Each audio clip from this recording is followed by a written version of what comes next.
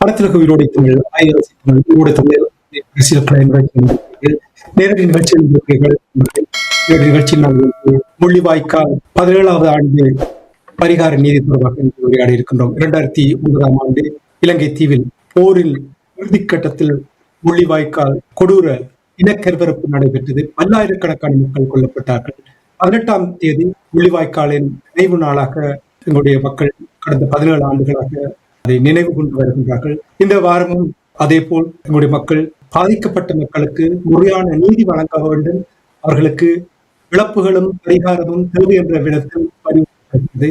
இந்த விடயங்கள் தொடர்பாக நாங்கள் இன்று பேசுவதற்கு இன்றைய தலைப்பு முள்ளிவாய்க்கால் 7வது ஆண்டு பரிகார நீதி என்ற தலைப்பில் நாங்கள் பேச இருக்கின்றோம்.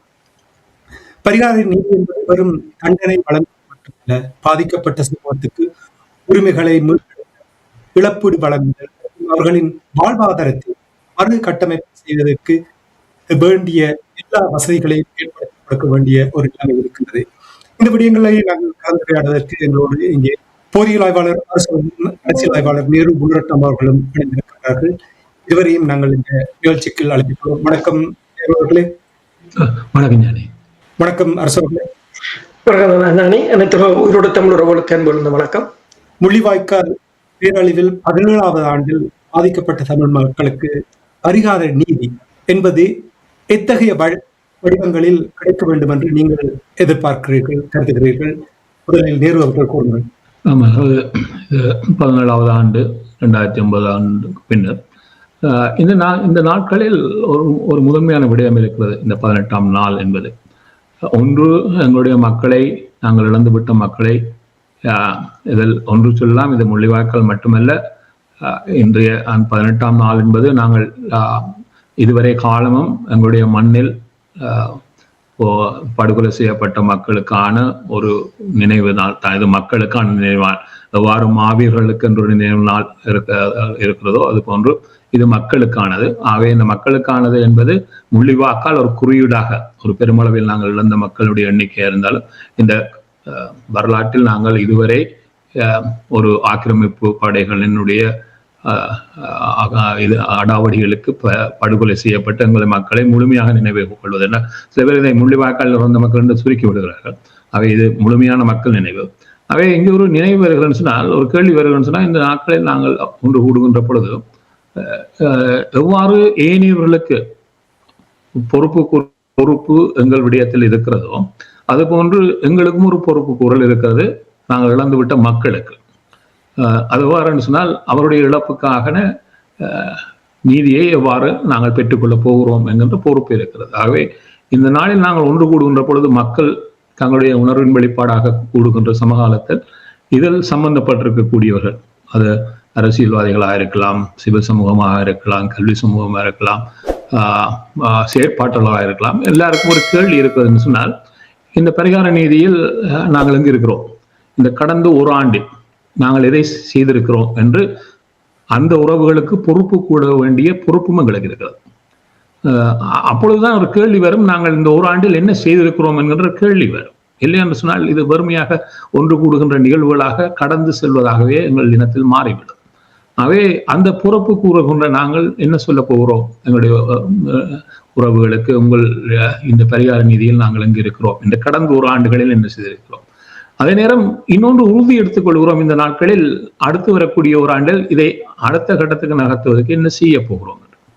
அவ்வாறு சிந்திப்போமாக இருந்தால், நான் சொன்ன இதில் முக்கிய பங்காளிகளாக இருக்கக்கூடிய எங்கள் இனத்தில் இருப்பவர்களுக்கு அந்த கேள்வி எழுகிறது, நாங்கள் மீளாய்வு செய்த ஒரு ஆண்டில் என்ன செய்திருக்கிறோம் என்று. இல்லை என்று சொன்னால் இது வறுமையாக கடந்து செல்கின்றதாக இருக்கும். பரிகார நீதி இருக்கின்ற இடத்திலே இருக்கும். சரி, பரிகார நீதியாக நாங்கள் எடுக்கின்ற முன்னெடுப்புகள் என்று வைத்துக் கொண்டால், ஜெனீவாவில் இருக்கக்கூடிய ஐநா மனித உரிமைகள் ஆணையத்தை மையப்படுத்தி முன்னெடுப்புகள் எங்களிடம் இருந்திருக்கிறது கடந்த காலத்தில். சரி, அதை இன்னும் பேசுவோம். ஆனால் இந்த மனித உரிமைகள் அவையம் என்ன செய்யும் என்பதற்கு, இந்த மனித உரிமைகள் அவையத்தில் இதுவரை ஆணையராக இருந்த மூவர் தாங்கள் இறுதியாக விடைபெற்று செல்லுகின்ற பொழுது, தங்களுடைய 4 ஆண்டுகளில் முயற்சிகளை எல்லாம் செய்துவிட்டு போகின்ற பொழுது சில விடயத்தை வலியுறுத்தி விட்டு போயிருக்கிறார்கள். அது 2014ஆம் ஆண்டு நவநீதம் பிள்ளை செய்தார், 2017ஆம் ஆண்டு ஹுசைன் செய்தார், பின்னர் பிஸ்லே செய்தார் 22. அவர்கள் எல்லாரும் சொன்னது, இந்த அவையை கடந்த பரிகார நீதியை தேடுங்கள், அதற்கான முறைமைகளை பிஸ்லே அதை கோடிட்டும் காட்டினார். அந்த இங்க இருக்கக்கூடிய நாடுகளுக்கு அவர்கள் சார்ந்த பொறுப்புகள் இருக்கிறது, அவர்களே இதை நகர்த்துவதற்கான வாய்ப்பு இருக்கிறது என்பதை கோடிட்டும் சொன்னார். அவை அவ்வாறு இருந்தால் 3 ஆணையாளர்கள் 3 காலப்பகுதிகளில் கிட்டத்தட்ட இதை சேர்த்து பார்த்தால் ஒரு 14 ஆண்டுகள் போயிருக்க வேண்டாம். 10 தொடக்கம் 14 வரையும் நவநீதம் பிள்ளை இருந்தவர், பின்னர் ஹுசைன் வந்தார், பிஸ்லேட், அது 22 வந்தாலே 12 ஆண்டுகள் ஆகிவிடும். இந்த 12 ஆண்டுகள் அவர்களுடைய தாங்கள் ஆணையர்களாக இருந்ததனுடைய முயற்சிகளுடைய பெறுபாறாக ஒரு விடயத்தை மீண்டும் மீண்டும் சொல்லியிருக்கிறார்கள். ஆகவே இந்த மனித உரிமைகள் அவையத்தில் இலங்கை ஒரு பேசுபொருளாக வைத்திருக்க வேண்டும், அது ஏற்றுக்கொள்ளக்கூடியது. ஆனால் அதன் ஊடாகத்தான் தமிழர்களுக்கான பரிகார நீதி கிடைக்குமானால் கிடைக்காது என்பதை மூவர் சொல்லியிருக்கிறார்கள். அவை இதை கடந்த பொறிமுறைகளையும் சொல்லியிருக்கிறார்கள். அவை அவ்வாறாக இருந்தால் அந்த கடந்த பொறிமுறைகளை எங்கள் நாடுகள் சார்ந்து நாங்கள் எங்க இருக்கிறோம், எங்கு நகர்ந்திருக்கிறோம் என்ற கேள்வி அந்தந்த நாடுகளுக்கு எழுகிறது. இரண்டாவது விடயம் இருக்கிறது, ஐசிசி ஐசிஜே என்று பேசுகிறோம்.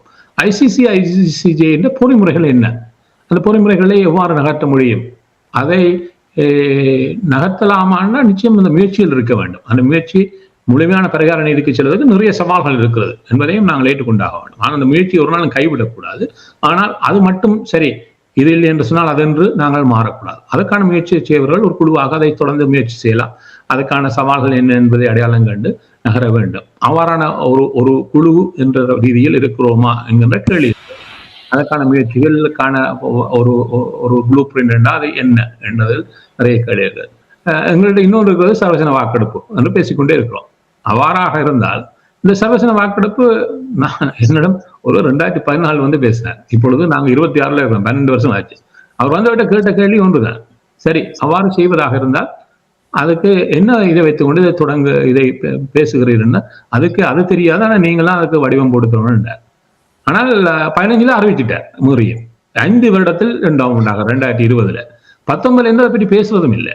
அப்ப இது எங்களுடைய மக்களுக்கு நான் ஏமாற்று வித்தியாண்டு வருகிறது. ஏன்னு சொன்னால் நாங்கள் சர்வசன வாக்கெடுப்பு என்று போகிறோம் என்று சொன்னால் ஐநா என்று பேசப்படுவது, ஐநா இதுவரை 3 சர்வசன வாக்கெடுப்புகளுக்கு தான் நடந்திருக்கிறது. ஒன்றைத்தான் அது வெளியிட்டது, ஒன்றை நடத்திவிட்டு தானாக விட்ரோ பண்ணிவிட்டது.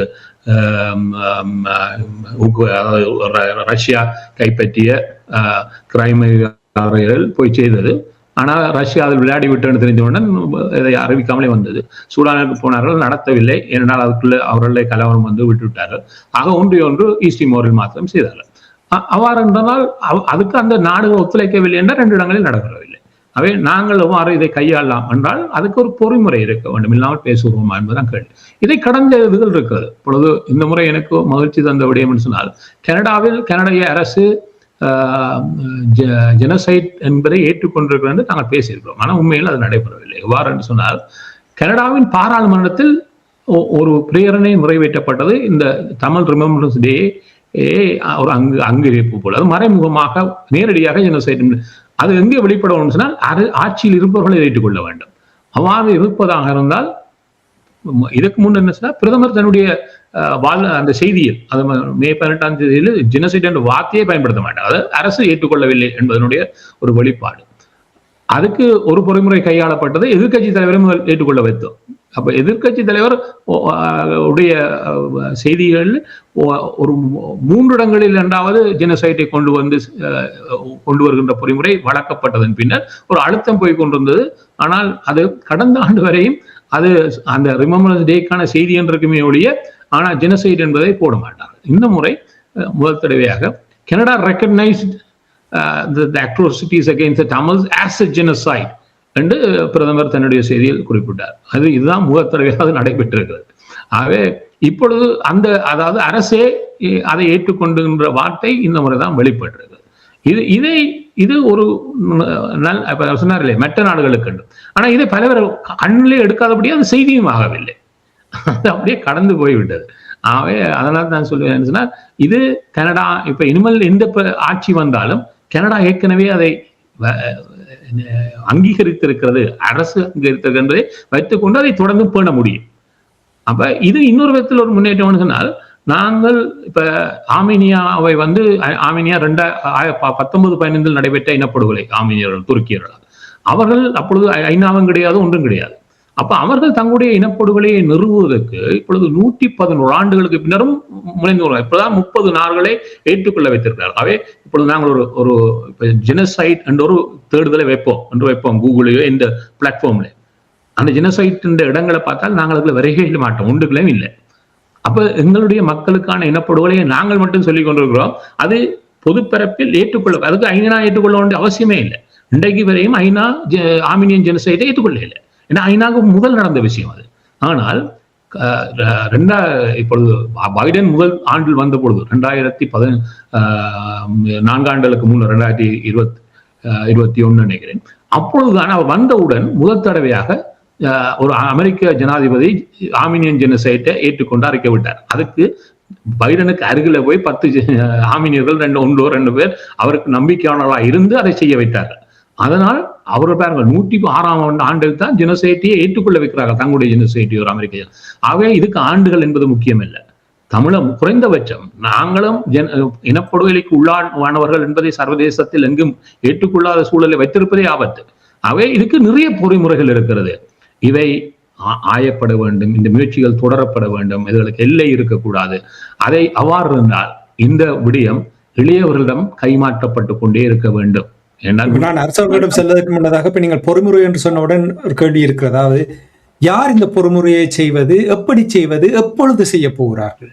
இப்ப இதுதான் கேள்வி. இப்ப இதுல என்ன சொன்னால், உதிரிகளாக 50 பேராக ஏதோ ஒன்றை சொல்லிக் கொண்டிருக்கிறோம். நான் செய்கிறேன், நீ செய்கிறேன் என்று போய்கொண்டிருக்கிற வழிய இது ஒரு இணைக்கப்பட்ட விடயமாக இதில் அனைவரும் தங்களுடைய, அதாவது வருஷத்துக்கு ஒரு கால் குறைந்தபட்சம் அல்லது ஒரு 3 மாதங்களுக்கு ஒரு கால் அவரோட ஒரு பேசி என்ன நடைபெறுகிறது பிரித்து எடுத்துக்கொண்டார். ஐசிஜியை பார்க்கிற, ஐசிஜியை பார்க்கின்ற நாங்கள் எங்க இருக்கிறோம் என்பதை அவர்கள் சொல்லி ஒரு குழுவாக இணைக்கப்பட்டதாக இந்த பொறிமுறைகள் ஒவ்வொன்றும் சார்ந்து எவ்வாறான முன்னேற்றம் இருக்கிறது, இதில் ஆளுக்கால் என்ன ஒத்தாசைகளை வழங்கலாம், மேலதிக ஒத்தாசைகளை எங்கிருந்து பெற்றுக் கொள்கிறோம் என்கின்ற ஒரு இணைப்பு புள்ளியாக இது தொடரவில்லை என்று சொன்னால், குறிப்பாக இதில் இளையவர்கள் பெரும் பங்கை வகிக்கவில்லை என்று சொன்னால், நாங்கள் இப்ப நான் நாளைக்கு இருக்க மாட்டேன், என்னோட முடிஞ்சிடும், இப்ப நான் தான் இதுல இருக்க போறேன் வைத்துக் கொண்டால் அதை போல முட்டாள்தனம் இருக்காது, அதே போல ஏமாற்று வித்தையும் இருக்காது. ஏன்னு சொன்னா நான் இல்லைன்னு சொன்னா அது முடிந்து போகின்ற விடயமாக மாறும். அப்ப இளையவர்கள், இன்றைய இளையவர்கள் இதனுடைய பங்காளிகளாக எடுக்கப்படுகின்ற எல்லா முயற்சிகளையும் தெரிந்தவர்களாக அவர்கள் இருந்தாக வேண்டும். அவை இந்த இணைப்பில் இன்றைய இளையவர்களுக்கு ஒரு பெரும் பங்கு இருக்கவில்லை என்றால் அது இருக்கிறதான்தான் கேள்வி. எங்கே இளையவர்கள் இருக்கிறார்கள் இடம், ஆனால் இந்த பணியில் அவர்கள் முதன்மையானாக தெரிந்தவர்களாக அவர்கள் தெரியவில்லை என்றால் தொடர மாட்டார்கள்.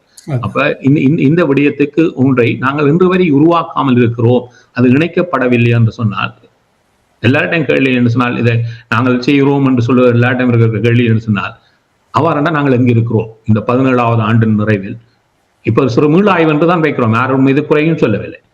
நாங்கள் எங்க இருக்கிறோம் ஒரு இனமாக என்பதற்காக அவ்வாறு இருந்தால் அவ்வாறான பொறிமுறைகள் இருக்கிறது என்று சொன்னால் யாரும் சொல்லக்கூடிய தயாரிப்பில் இருக்கிறனா எனக்கு தெரிந்தோடவே இல்லை. நிச்சயமாக இல்லை. நன்றி நேரு அவர்களே. அரசவர்களே, நீங்கள் இந்த பரிகார நீதி என்பது எந்த வகையில் என்ன வடிவங்களில் கிடைக்க வேண்டும் என்று நீங்கள் கருதுகிறீர்கள்? பரிகார நீதி என்பது தனியாக நீதியை நிலைநாட்டுவது மட்டுமல்லாது, அது அந்த ரூட் கோஸ் என்று சொல்றது, அதற்குரிய அரசியல் தீர்வையும் அதனுடன் சேர்த்து, அதைத்தான் நேரு உண்ணபோது இனப்படுகொலை என்று சொன்னால், அந்த இனப்படுகொலை இடம்பெற்றது என்று சொன்னால் அந்த இரு இனங்களும் இனி இணைந்து வாழ முடியாது என்றதை அவர்கள் ஏற்றுக்கொண்டே ஆக வேண்டும்.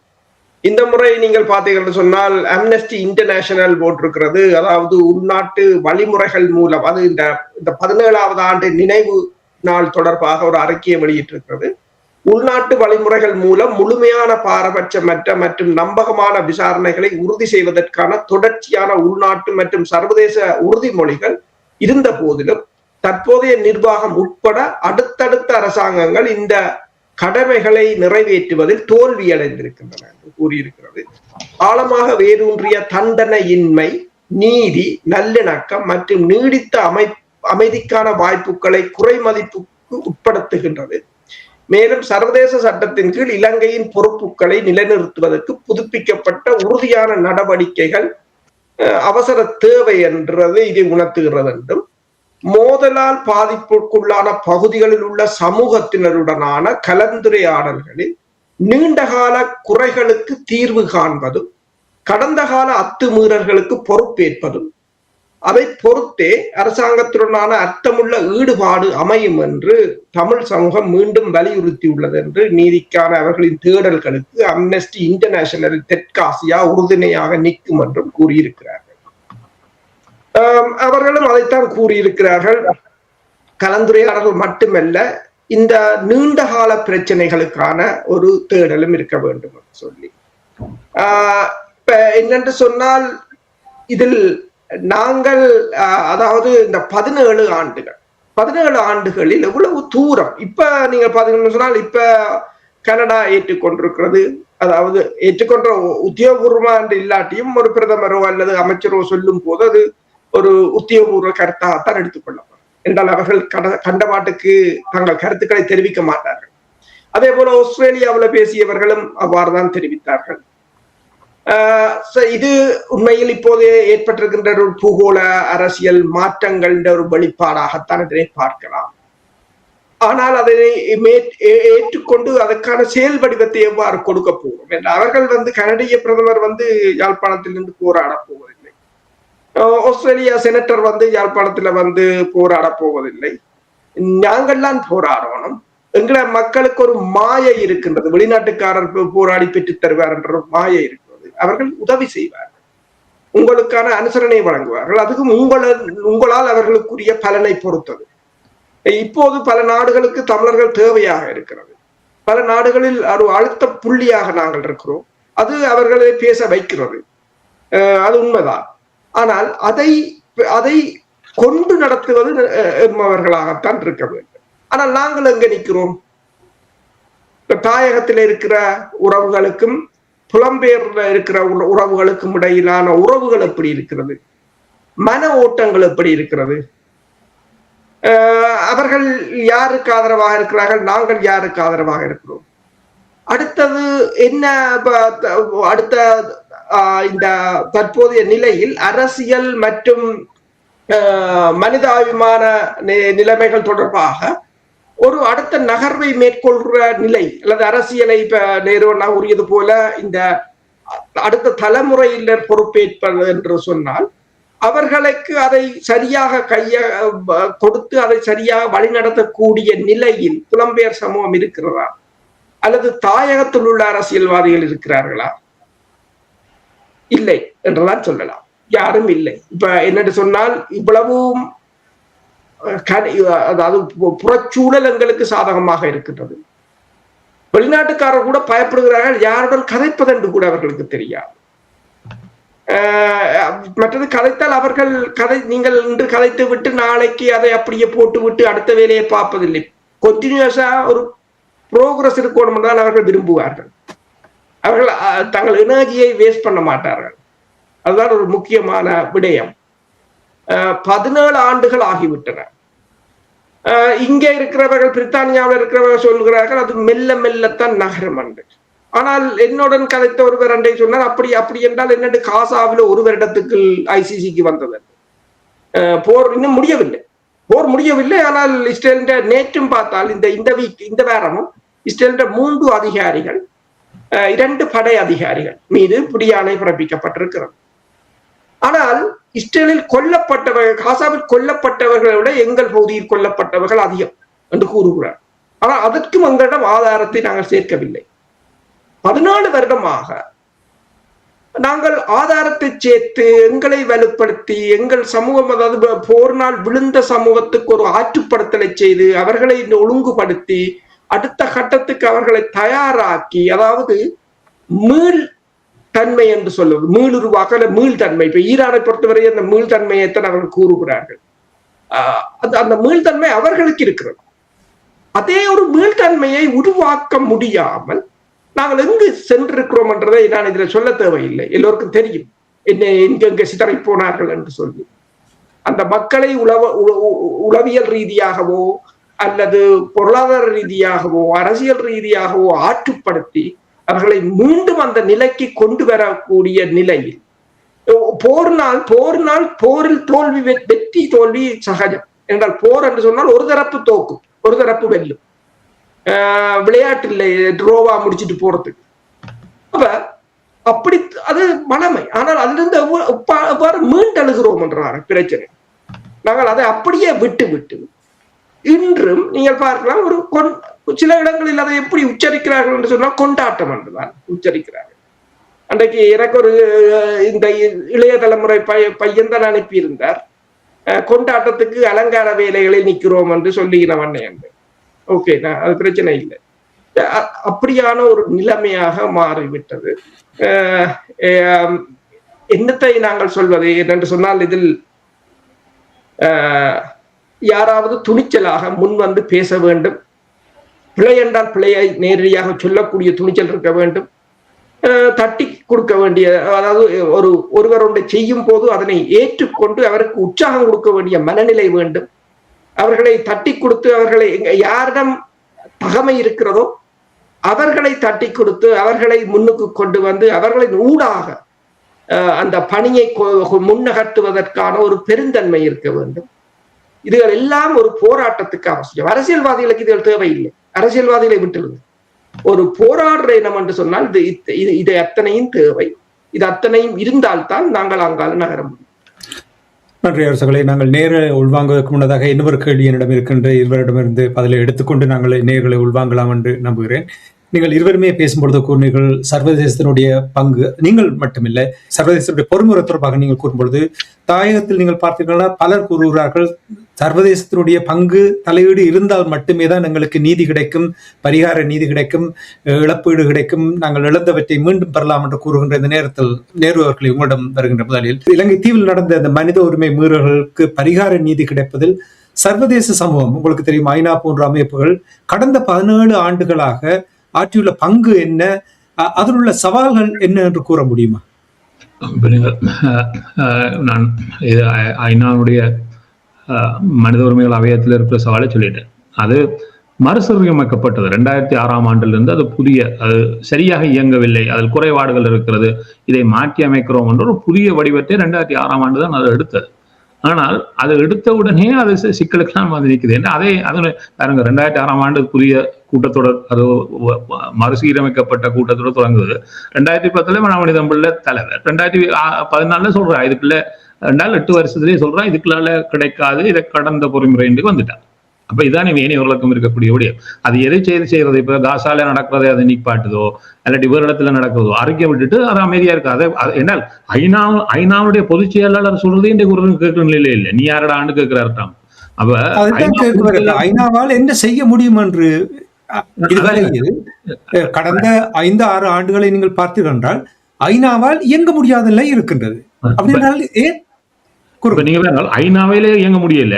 ஐநாவுடைய கிளை அமைப்பு இந்த மனித உரிமைகள் அவையம் தலைவரே வாய மூட சொல்லியாச்சு. அப்ப மனித உரிமைகள் அவையம் என்னத்தை செய்ய போகுது? ஏன்னா அது கிளை அமைப்பு. அப்ப இப்ப இன்னொன்றை நாங்கள் மறந்துவிடக்கூடாது. நேற்று நாங்கள் செய்த செயற்பாடு இன்றைக்கு செய்ய முடியும் என்ற கேள்வியே வருது. என்னென்னு சொன்னால், நேற்று இருந்த உலகம் இன்றைக்கு மாறுது. நாங்க ஒரு புதிய வடிவத்துக்கு போறோம். இந்த புதிய வடிவத்திலே இதுவரை இருந்தவைகளுக்கு என்ன ரோல் இருக்க போகுது? இவைகள் இப்படியே இன்னும் ஐநாவையே மிக மோசமாக மலினப்படுத்திட்டார். அதை வெளிப்படையாக ட்ரம்ப் சொல்லுறாரு தானே.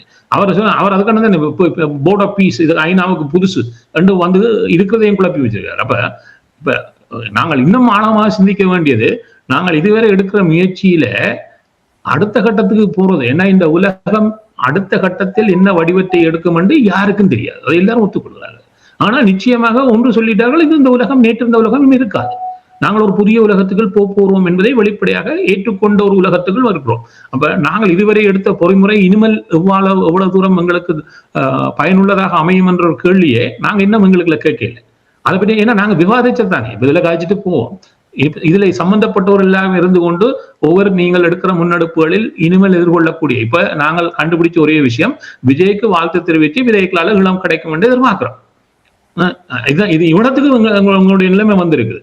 என்னால் சர்வதேச அமைப்பா இருக்க தமிழர் அமைப்பும் வாழ்த்து தெரிவிக்குது எதிர்பார்த்து கொண்டு, ஏண்டா விஜய் இது நடந்துடும். இன்னொரு பைத்தியம் போய் அங்க இருந்துட்டு வந்து இன்னும் பைத்திய வேலை ஆடிக்கொண்டு தெரியுது. இலங்கையில் அடுத்த முதலமைச்சர் தேர்வு கதனைக்கு அடுத்து அது விரைவாக நடத்த போறான்னு நினைச்சுக்கொண்டேன். ஏன்னா இன்னும் 3 வருஷத்துல அந்த பார்லமென்றம் போயிடும். ஏன்னா வழக்கு தீர்ப்பு வரப்போகுது ஜூலைல.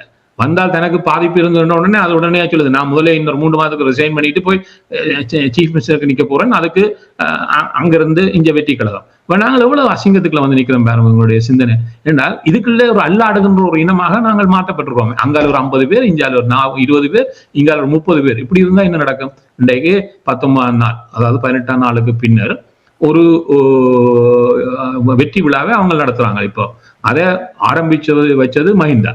ஆனால் அதை ரணில் நிப்பாட்டே இல்லை. ரணிலும் அதே 19ஆம் நாளுக்கு கூட்டிக்கொண்டா இருந்தோம். இப்பொழுது அனுராயாவும் அதை செய்கிறார். இன்றைக்கு நேற்று அவர் கூட்டிக் கொண்டு வரைக்கும் யாரை கூட்டிக் கொண்டு வர்றார்? வர்ண கொரோனாவை கூட்டிக் கொண்டு வர்றார். அவரே பல நாடுகள் தடை செய்து வச்சிருக்குது தங்களுடைய பேரில் போட்டே. அவர் இது என்றால் இளைஞர்களை கடத்தினது எல்லாத்துக்கும் அதை அவரே நீ கூட்டி கொண்டு வர, அப்ப நீயும் அவருக்கு அங்கீகாரம் கொடுக்குறாயோ? கமல் குணரட்டை அடுத்த பக்கத்துல கூட்டிட்டு வர. இவைய எல்லாரும் குற்றவாளிகளாக அடையாளம் காணப்பட்டு பல நாடுகளினுடைய பட்டியலில் இருப்பவர்கள். அப்ப அனுரா என்ன சொல்ல வருகிறார்? அனுரா எல்லாத்தையும் மாட்டுவாருன்னு நாங்கள் இன்னும் தெரிகிறோமல்லோ. அப்ப அவர் வெளிப்படையா காட்டுறாரு. இந்த பாருங்க, ஏன்னா இது எல்லாத்தையும் நீங்கள் கேட்ட மாதிரி தான். இந்த சர்வதேசத்தில் எங்களுக்கு சவால் இருக்கிறதோ நேற்று இருந்த சவால்னு பார்க்க இன்று இதை நோக்கி எங்களுடைய பயணம் இன்னும் பெரும் சவாலுக்குள் வந்திருக்கிறது. இதை முதல் நாங்கள் ஏற்றுக்கொண்டாகணும். அந்த சவாலில் இருந்து கொண்டு இந்த மாறுகின்ற உலகத்தில் இனிமேல் என்னென்ன விடயங்கள் எங்களுக்கு நேற்று வரையும் இல்லாத ஒரு புதிய வடிவம் கூட இந்த மாறுகின்ற உலகத்தில் வர்றதுக்கு வாய்ப்பு இருக்கிறதுன்னு சொன்னால் அதை நாங்கள் அடையாளம் காணணும். அது எது எங்களுக்கு வாய்ப்பாக அமையும். நாங்கள் ஒரே பாக்ஸுக்குள்ள இருக்கிறோம், நாங்கள் இருக்கிற பாக்ஸுக்குள்ளேயே இருக்கிறோம். ஆனால் இன்றைக்கு மாறிக்கொண்டிருக்கிற உலகத்தில் எது எங்களுக்கு இன்னும் வாய்ப்பாக இருக்கிறது, எது வாய்ப்பு இல்லாமல் போகும், நாங்கள் எது புதிதாக உருவாகிறது என்கின்ற தேடுதல் நடைபெற வேண்டும் என்று சொன்னால், நான் சொன்ன மாதிரி இதில் தேர்ந்தவர்கள் தங்களுக்குள் இருந்து முதல் பேசியாக வேண்டும். முதல் இந்த உலகத்தினுடைய மாற்றம் எங்கு எங்களை கொண்டு போகிறது, அதில் புதிய வாய்ப்புகள் எங்கு உருவாகிறது என்பதை முதலே அடையாளம் கண்டா வாய்ப்புகள் இருக்கிறது. ஆனால் ஒரு இனம் இவ்வளவு தூரம் பிளவுபட்டு இவ்வளவு தூரம் பலகீனப்பட்டு இருக்குமாக இருந்தால் அது தன்னுடைய அடைவுகளை எட்டுவதில் நிறைய சவால்கள் இருக்கிறது. அதை இந்த 17 வருடங்களும் சொல்லி தந்திருக்கிறது. முதல் அந்த புரிதலாவது வர வேண்டும் எங்களுக்கு. நாங்கள் சும்மா கணக்கு சொல்லி அவரை இதண்டு போட்டு இப்ப 17ஆம் தேதி 18ஆம் தேதியோட மூடியை கட்டியாச்சு. இனிமேல் ஒரு வருஷம் நல்லா நித்த தூங்கி கொண்டு அடுத்த 18ஆம் தேதிக்கு முதல் பேச தொடங்குறதாக இருக்குமாக இருந்தால் இது எங்கும் நகராது. அது நகர்வதில் சவால் இருக்கிறது. என்றால் நீங்க சொன்னாரி ஐநாவே பொதுச் செயலாளர் கொஞ்சம் அறிக்க விட்டார், இப்ப வாயை பொத்திட்டார். எங்கள் சார்ந்து இல்லை, இந்த உலகத்தில் இருக்கக்கூடிய சவால் சார்ந்து. இன்றைக்கு இந்த உலகம் எவ்வளவு சவாலுக்குள் போய்கொண்டிருக்கிறது என்பதை கொழும்பில் இருக்கக்கூடிய நிலைமை சொல்லுது. நேற்று பேசி இன்றைய காலமே போய் மட்டக்களப்புல நூலகத்தை திறந்த அனுராயாவே ஏற்கனவே சொல்லிட்டார், அடுத்தடுத்த அறிவிக்கல் வருது. மோடி விட்டு அறிவிக்கோடு தொடர்ச்சியாக என்னுடைய அறிவித்தல் வரப்போகிறது. இன்னும் கடினமான விளைவுகளுக்கு தயாராவதற்கான அறிவித்தல் விட போறார். வழி இல்லை. இப்ப இன்னும் பேசு பொருள் எங்க இருக்க போகணும்னு சொன்னா இன்றையில இருந்து இந்த நாடுகள் என்னென்ன அல்லல் படப்போகிறது எங்களுடைய பேசுதான் பேச்சு பொருளாக இருக்க போகுது. இப்போ ஒரு கேள்வி வருது எங்களுக்கு, இதை கடந்து இந்த அல்லலில் எங்கட மக்களும் மாட்டிக்கொள்ளத்தானே போகிறார்கள். அப்ப நாங்கள் பரிகார நீதியை தேடுகின்ற சமகாலத்தில் எங்களுடைய மக்களை எங்களுடைய மண்ணில் அவர்களை தக்க வைக்கக்கூடிய பொறிமுறையும் அவர்கள் தங்களை என்ன சவாலுக்களும் குறைந்த பாதிப்புடன் வெளியே வருகின்ற பொறிமுறையும் எங்கள்கிட்ட இல்லைன்னு வைங்கோ, பரிகார நீதியை செய்து முடிக்க மக்களே இருக்க மாட்டார்கள். இருக்க வேண்டிய மண்ணில் அது இன்னும் பெரிய ஆபத்தாயிடும். என்ன மக்கள் இல்லாத மண்ணில் என்ன பரிகார நீதி என்றாயிடும். அவே சவால்கள் இந்த நாள் பல விடயங்களை சொல்லுது. இழந்துவிட்ட மக்களுடைய இழப்புகள் குறைக்கப்பட வேண்டும், இனிமேல் அது இருக்காம இருக்க வேண்டும். எங்களுடைய மண்ணில் மக்கள் வாழ வேண்டும். வாழுவதென்றால் என்ன, அது இல்லாத ஒரு பரிகார நீதிக்கும் அர்த்தம் இல்லாம கூட போகும். நன்றி நேரு அவர்களே. அரசோர்களே, நீங்கள் இப்ப பரிகார நீதி கிடைப்பதில் சர்வதேச சமூகத்தினுடைய உதவி தேவை என்று எங்களுடைய தாயகத்தில் இருக்கின்ற மக்கள் தொடர்ந்து கூறிக்கொண்டிருக்கின்றார்கள். இதில் எவ்வளவு சவால் இருக்கின்றது, நீங்கள் எப்படி பார்க்கிறீர்கள்? சவால்கள் என்றது இல்லை, இதில் சவால்கள் பெரிதாக இல்லை. ஏனென்று சொன்னால் இது இப்ப இஸ்ரேல், நான் கூறினேன் 1 வருடத்துக்கு அவர்கள் எவ்வாறு அதை நகர்த்தினார்கள் என்றது உங்களோட சாணக்கியத்துல தான் இருக்கிறது. நீங்கள் யாருடன் தொடர்பு கொள்கிறீர்கள் என்றது. இப்ப பீஸ் ஆஃப் போர்டு இந்த ட்ரம்ப் அமைத்தது அது ஐக்கிய நாடுகளுக்கு பரலதாக அவர் என்னன்னா அதை குழப்ப போகிறார். பழைய சிஸ்டத்தை குழப்பி போட்டு இந்த அமைதிக்கான சபையை உருவாக்குவதன் ஊடாக அவர் தான், அதாவது இனி ஐநாவுக்கு ஒரு பரலலாக, இப்ப நேற்று கூட அவர் ஒன்றை கூறியிருந்தார், இந்த ஐசிசிக்கு எதிராக சீனாவும் ரஷ்யாவும் அமெரிக்காவும் சேர்ந்தால் என்ன என்று கூட கேட்டிருந்தார். அப்படியான ஒரு கேள்வியாக இருக்கின்றது. இப்ப அப்படி என்று சொன்னா நாங்கள் என்ன செய்ய வேண்டும்? இப்ப நேற்று நான் நினைக்கிறேன் லித்துவேனியாண்ட பல்கேரியாவின் பிரதமர் பேசும்போது கூறியிருந்தார், நாங்கள் எல்லோரும் சேர்ந்து இந்த சிறிய நாடுகள் சேர்ந்து ஒரு நடுத்தர சக்தியாக வர வேண்டும் என்று சொன்னால் ஒற்றுமையாக செயற்பட வேண்டும் என்று கூறியிருந்தார். இப்ப அதே போலதான் எங்களை பொறுத்தவரையிலும் நாங்கள் எத்தனை நாடுகளுடன், இப்ப காசா மீது வழக்கை போட்டது கூட தென்னாப்பிரிக்கா, இதை நான் நெடுக பல தடவைகள் கூறியிருக்கின்றேன், தென்னாப்பிரிக்கா தான் போட்டது. இப்ப எத்தனை நாடுகளுடன் நாங்கள் போட்டிருக்கின்றோம். இன்று நாங்கள் என்ன செய்து கொண்டிருக்கிறோம் என்று நீங்கள் ஒரு பாருங்கள். இப்ப இந்த கொஞ்ச நாளா, இப்ப 2 மாசமா என்ன நடக்குறது நீங்க பாக்குறீங்களா? ஒரு கூட்டம் இஞ்சால இருக்குது சீமானுக்கு, இன்னொரு கூட்டம் அங்கால இருக்குது விஜய்க்கு. அங்கிருந்து ஒன்றும் வராதென்றும் தெரியும். இவன் போய் அங்க பேசுறார், அவன் போய் அங்க நாயே பேயேண்டு அதாவது இலங்கை பாராளுமன்றத்துல 225 ஆசனம் பெற்றதுல மூன்றாவது இடத்துல நிற்கிறது அர்ச்சனா. அது மக்கள் விரும்பியோ விரும்பாமலோ 27,000 ஓட்ஸை போட்டார்கள். அது அந்த மக்கள். நீ கட்டுக்காச இளந்தனி காரக்குடியில நின்று அந்த வார்த்தை 2 பேற்ற வார்த்தை பிரயோகம் அர்ஜுனாண்டையும் தான் இது வார்த்தை பிரயோகங்களை நீங்க பாக்குறீங்களா? அப்படியான ஒரு பைத்தியங்கள்ட்ட நாங்க சிக்கி சீரழி. அதை உருவாக்கியது யார்? அதை உருவாக்கியது யார்? அந்த நிலைக்கு கொண்டு சென்றது யார்? இந்த அனர்த்தத்துக்கு எல்லோரும் பொறுப்பேற்க வேண்டும். நீங்கள் கேட்டீங்களே அந்த அனைத்துலக சமூகத்தை கொண்டு போறதுக்கு அவங்க எங்க போய் நிக்கிறாங்கன்னு பாத்தீங்களா? எந்த நிலையில போய் நிக்கிற? இப்ப இதுதான் முக்கியமா இருக்கிறது. ஆனால் இழந்தவர்கள் தமிழர்கள் நம்மிடம் பொறுப்பு இருக்க வேண்டும். நாங்கள் ஒரு விடயங்களை கையாளும் பொழுது அது எவ்வாறு கையாளும்? ஏனென்றால் தொடர்ந்தும் தாக்கப்படுபவர்கள் ஈழத்தமிழர்கள். இன்று கூட நேரு அவர்கள் கூறும் பொழுது கொழும்பில் தேசிய வீரர்களை நினைவு கூறும் நாளில் அங்கே கூறியிருக்கிறார்கள், நாங்கள் பயங்கரவாதிகளுக்கு எதிராகத்தான் அந்த போராட்டத்தை நடத்தினோம், கொன்றோம் என்று அழித்தொழித்தோம் என்று கூறுகிறார்கள். இவையெல்லாம் கேட்டுக்கொண்டு எப்படி எம்முடைய இனம் இப்படி நடக்கின்றது என்பதைத்தான் என்னால் புரிந்து கொள்ள முடியாமல் இருக்கின்றது. இது ஒரு அடிப்படை மாற்றம் ஒன்று ஏற்படுத்தவில்லை என்று சொன்னால், பாருங்கள், நாங்கள் கடந்த 5 ஆண்டுகளாக இந்த முள்ளிவாய்க்கால் மாவீரர் நாள் முடிந்த பின்பு இந்த பேசிய விடயத்தை மீண்டும் திரும்பி பேசிக் கொண்டிருக்கின்றோம். எந்த ஒரு முன்னேற்றமும் இல்லை. அப்ப இங்கே யார் இதை கணக்கெடுத்து பார்க்க வேண்டும் என்பதை நாங்கள் நேர்களிடம் விடுவோம். நேர்கள் இணைந்து அவர்கள் தங்களுடைய கருத்துக்களை கொண்டு வர வேண்டும். அன்பர்களே, உங்களுடைய அழைப்பினை மேற்கொள்ளலாம். இங்கே ஏற்கனவே நான் நினைக்கின்றேன் புனிதா இணைந்திருக்கிறீர்கள் என்று நம்புகிறேன். நீங்கள் உங்களுடைய கேள்வியை தொடங்கள். வணக்கம். வணக்கம். வாங்கோ.